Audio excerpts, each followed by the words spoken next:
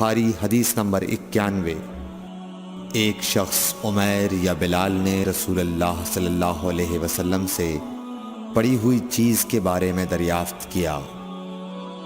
آپ نے فرمایا اس کی بندھن پہچان لے، یا فرمایا کہ اس کا برتن اور تھیلی کو پہچان لے، پھر 1 سال تک اس کی شناخت کا اعلان کراؤ، پھر اس کا مالک نہ ملے تو اس سے فائدہ اٹھاؤ، اور اگر اس کا مالک آ جائے تو اسے سونپ دو۔ اس نے پوچھا کہ اچھا گمشدہ اونٹ کے بارے میں کیا حکم ہے؟ آپ کو اس قدر غصہ آ گیا کہ رخسار مبارک سرخ ہو گئے، یا راوی نے یہ کہا کہ آپ کا چہرہ سرخ ہو گیا۔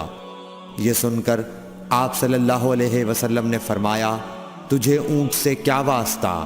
اس کے ساتھ خود اس کی مشک ہے اور اس کے پاؤں کے سم ہیں، وہ خود پانی پر پہنچے گا اور خود پی لے گا اور خود درخت پر چرے گا، لہٰذا اسے چھوڑ دو یہاں تک کہ اس کا مالک مل جائے۔ اس نے کہا کہ اچھا گمشدہ بکری کے بارے میں کیا ارشاد ہے؟